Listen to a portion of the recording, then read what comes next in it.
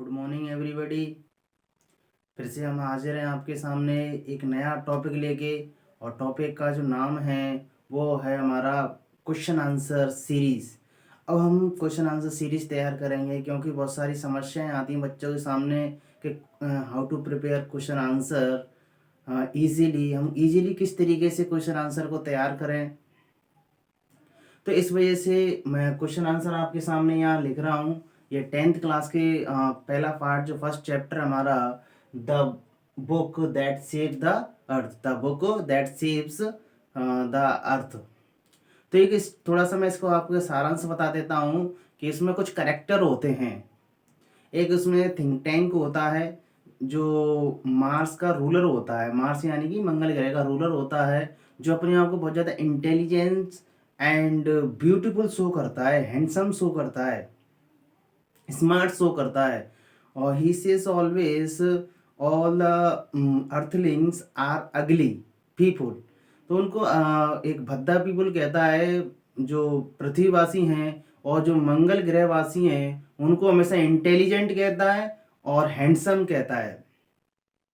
तो हैंडसम कहता है तो, लेकिन ये एक बड़े मूड का होता है। आप देख रहे होंगे यहाँ पर बहुत इसका बड़ा मूड है, और एक छोटा सा इसके दो पैर होते हैं ऐसे।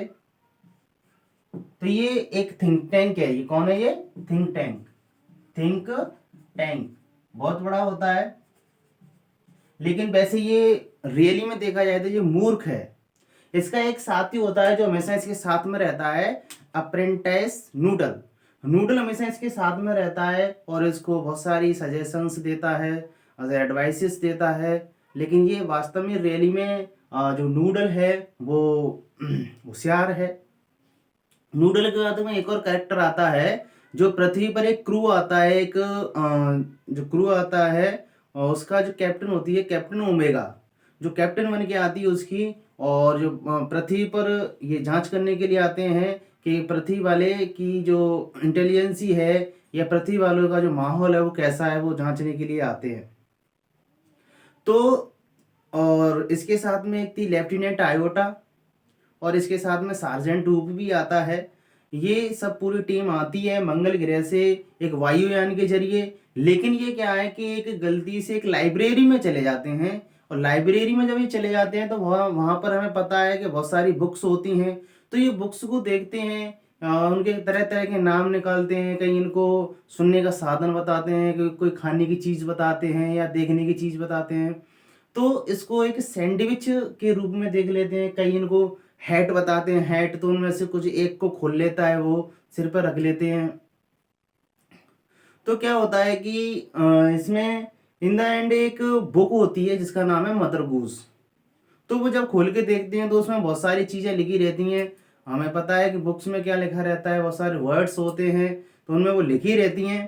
तो लिखी रहती हैं तो वो उस बुक का क्या है, जो मीन है वो गलत निकाल लेते हैं। और वो फिर वहाँ से जो कैप्टन ओमेगा थी वो संदेश देती है कि पृथ्वी वाले हमसे बहुत ज़्यादा होशियार हैं, और अंततः वो वहाँ से थिंक टैंक मार्स को छोड़कर भाग जाते हैं, और फिर वो वहाँ चले जाते हैं। और इस तरीके से हमारी एक जो बुक थी उसने हमारी इस पृथ्वी को बचाया आक्रमण होने से। तो इसलिए इस पुस्तक का नाम या इस पाठक का नाम ही ये है, the book that saved the earth. अब बात करते हैं हम about the question answer. Question answer की हमें किस तरीके से क्वेश्चन आंसर हमें करने हैं। तो सबसे पहले हमें ये देखना है कि क्वेश्चन आंसर को जो क्वेश्चन दिया है उसी हमें टेंस में आंसर देना है। पहली बात तो उसी टेंस में जब आंसर देंगे, और कुछ क्वेश्चन का कुछ ऐसा भाग होता है जिसको हम अरेंज करके और थोड़ा सा उसमें अपनी तरफ से कुछ अच्छे sentences according to book use करके हम आंसर को कंप्लीट कर सकते हैं। तो यहाँ पर हम देखते हैं नंबर बाय नंबर, जो हमारे मैंने 6 क्वेश्चंस आपकी बुक से लिखे हुए हैं। बाकी का हम दूसरी वीडियो में देखेंगे, लेकिन पहले यहाँ 6 क्वेश्चंस हैं उनको देख लेते हैं। सबसे पहला जो क्वेश्चन है वाई से शुरू हुआ है, वाई से। और जब भी वाई से क्वेश्चन शुरू होता है, वाई से क्वेश्चन शुरू होता है, तो हम इस क्वेश्चन को अरेंज करके, पूरे क्वेश्चन को यहां से लेकर यहां तक अरेंज करके और क्या लगा देते हैं, बिकॉज लगा देते हैं। क्या लगा देते हैं, बिकॉज लगा देते हैं, फिर हम आंसर अपना लिख सकते हैं। तो इससे हमारा जो 30-40 जो % जो क्वेश्चन का आंसर है वो हमारा ज्यों का त्यों बन जाता है।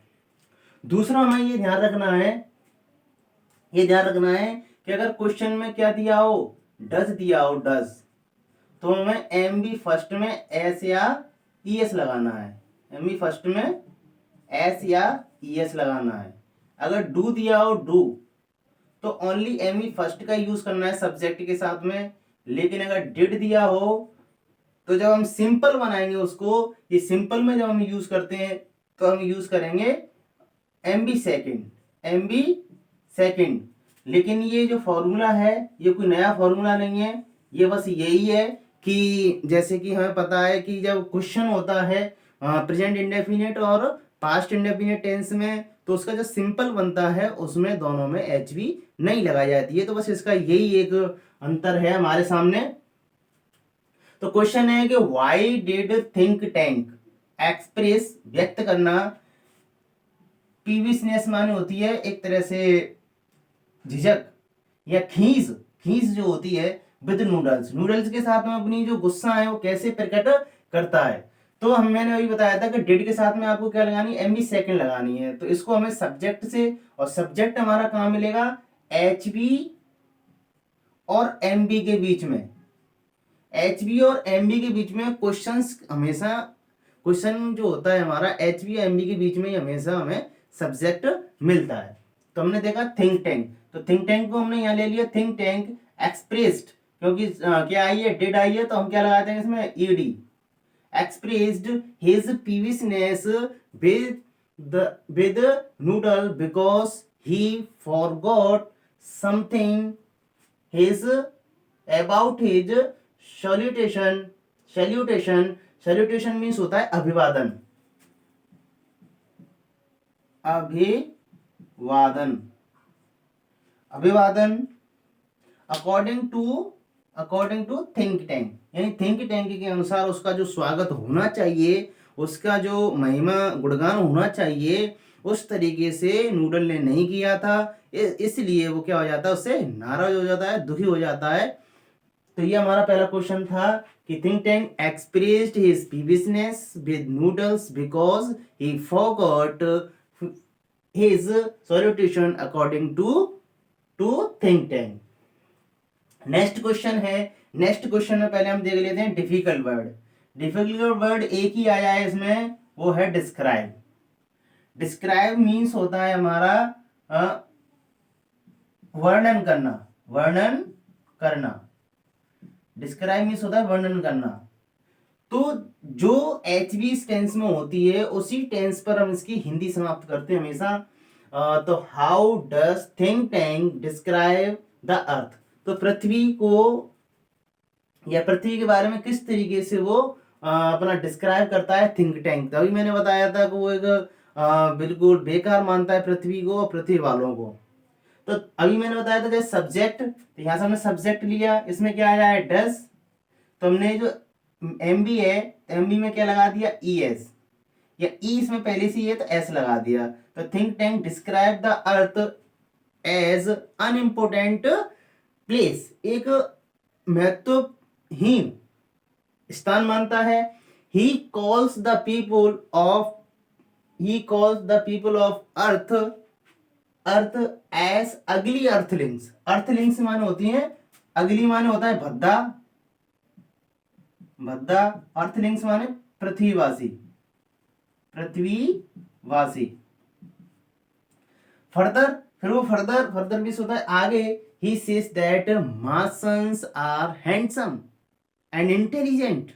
तो वो ये कहता है कि एक आगे वो कहता है कि जो मार्सन्स हैं, मंगल ग्रहवासी हैं, वो सुंदर हैं और इंटेलिजेंट हैं comparison people of Earth. Think Tank द्वारा से रिपीट कर लेते हैं। Think Tank describe the Earth as unimportant place. He calls the people the earth as ugly earthlings. Further, he says that Martians are handsome and intelligent. तो next जो question है हमारा वो है थर्ड क्वेश्चन। ये क्वेश्चन आ चुका है 2018 में आ चुका है ये क्वेश्चन। तो यहाँ पर हम देखते हैं कि हु मीन्स होता है कौन। तो इसके लिए एक मैंने WH क्वेश्चन या WH वर्ड क्वेश्चंस की मैंने एक वीडियो तैयार की है। उसमें आप देख सकते हैं कि कौन सा जो WH वर्ड है कैसे यूज होता है और क्यों हमें यूज करना चाहिए, या उसका क्या हमें आंसर देना चाहिए, ये हमें देखना है। तो who Yeats the sandwich ultimately, ultimately का मतलब होता है, इसका मतलब होता है अंतिम रूप से, अंतिम रूप से, अंतत्व गोत्वा रूप से। तो हु मतलब किसने खाई है, अंत में वो सैंडविच किसने खाई थी। तो अंत में जैसे कि अंत में मैंने बताया था कि सार्जेंट ऊप कौन खाता है इसको, तो हु की जगह पे हमें क्या लगाना है, ओनली सब्जेक्ट, क्योंकि who is used for subject, हमें सब्जेक्ट के लिए यूज करना होता है। तो sergeant Oop eats the sandwich ultimately, अंततः सैंडविच को कौन खाता है, ऊप्स खाता है। Because capital Omega says to Iota, and Iota says, जो लेफ्टिनेंट आयोटा होती है, says to oops, so he bites the corner of the book unwillingly, unwillingly मान होता है अनिच्छा से, unwillingly मीन्स क्या होता है, अनिच्छा से, यानी कि बिना इच्छा से। तो सार्जेंट अंततः इसको सैंडविच को खाता है। सैंडविच का मतलब यहाँ पर एक बुक थी जिसको उसका कोना वो खाया जाता है अनविलिंगली। एक बार और देख लेते, sergeant Oop eats the sandwich ultimately because captain Omega, Omega says to Iota and Iota says to Oops, so he bites the corner of the book unwillingly. तो ये था आपका थर्ड क्वेश्चन। नंबर 4 है आपका, how does think tank wish, wish मान होती है इच्छा, विश का मतलब होता है इच्छा, टू बी सल्यूटेड, किस तरीके से वो अभिवादित किया जाए, अभिवादित किया जाए। ये थिंक टैंक आपको पता है कि किस तरीके से चाहता था, क्योंकि पहला प्रश्न हम देख ही रहे हैं, क्योंकि जिस तरीके से वो अभिवादित नहीं किया गया था तो क्या हो गया था, रुष्ट हो गया था, दुखी हो गया था, परेशान हो गया था, किससे, नूडल से। अब देख लेते हैं वो किस तरीके से चाहता था। तो वो चाहता था, the think tank wishes to be saluted like this, इस तरीके से, O great and mighty think tank, ruler of Mars, ruler of Mars, मंगल ग्रह का स्वामी, एंड हर टू मून्स, दो चंद्रमाओं का, most powerful and intelligent creature in the whole universe, पूरे वर्ल्ड में, होल यूनिवर्स। और क्रीचर का मतलब होता है एक तरह से कह सकते हैं, क्रीचर का मतलब होता है प्राणी, क्रीचर मीन्स यहाँ पर प्राणी। इंटेलिजेंस आप जानती हैं, बुद्धिमान, बुद्धिमान, और पावरफुल माने शक्तिशाली, शक्तिशाली, मून्स चंद्रमा, विश्व माने इच्छा भी ऊपर लिखाई है, ग्रेट एंड माइटी मतलब महान और शक्तिशाली।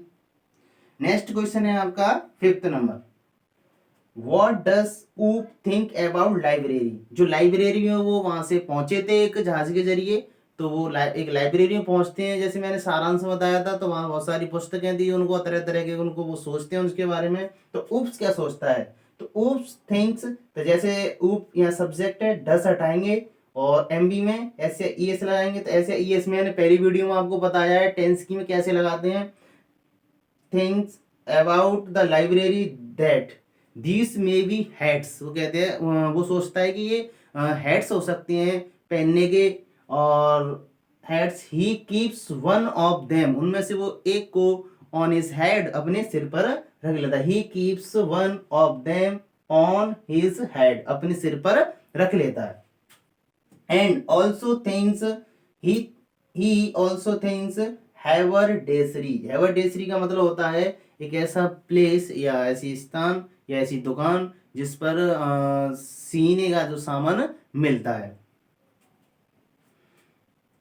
हैबिटेशली,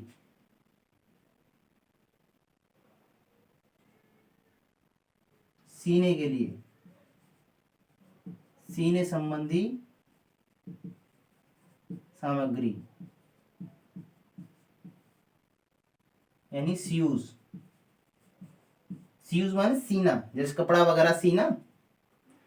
question number 6, how does the picture of Humpty Dumpty look like. Look like का मतलब होता है के समान दिखना। लुक में से दिखना, लाइक माने समान, समान। लुक माने दिखना। जो हम्टी डम्टी की जो पिक्चर थी वो किस तरीके से दिखाई दे रही थी या कैसे दिखाई देती है। How does the picture of Humpty Dumpty look like. The picture of Humpty Dumpty looks like think tank. जो हम्टी डम्टी की जो पिक्चर थी वो कैसी दिख रही थी उस किताबों में, थिंक टैंक की दिख रही थी। जैसे कि क्यों दिख रही थी, क्योंकि his head is so huge, बहुत बड़ा उसका सिर था, जैसे आप देख रहे हैं यहाँ पर, बहुत बड़ा था। और जो आपको अपने आप को क्या कहता है, इंटेलिजेंट कहता है। He calls himself very intelligent.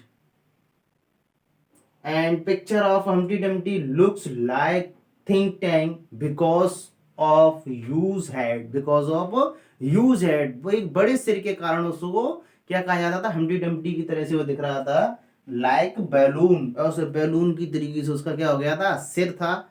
और इस तरीके से हमारे 6 क्वेश्चंस हैं। उम्मीद करता हूं कि आप समझे होंगे, अच्छी तरीके से समझे होंगे। कुछ इसके वर्ड हैं जैसे यूज, यूज मान होता है बड़ा, बिकॉज माने क्योंकि, यूज बड़ा हो गया। हम्टी डम्टी तो वो था, लुक लाइक हमने देख ही लिया। बलून, बलून माने क्या होता है, गुब्बारा, गुब्बारा। तो ये था अपना 6 question of the first chapter, the book that saved the earth. इस स्टोरी से हमें कुछ सीखने के लिए मिलता है। जैसे नूडल, आपका जो किंग था वो बना मूर्ख था, फिर भी उसकी क्या करता रहता था, प्रशंसा करता रहता था। तो हमें इस जो फ्लैटरी है, जो चापलूसी है, उससे बचना चाहिए। दूसरा हम देखते हैं कि अगर जब हम किसी चीज को या बुक को हम समझते नहीं है तो उसका अर्थ का जो अनर्थ भी हम पढ़ सकते हैं। तो इस पार्ट का यही सारांश है। तो इसलिए हमेशा सही पढ़ें, अच्छे से पढ़ें, ध्यान रखें अपना। Thank you for watching my video. Like, share and subscribe this video.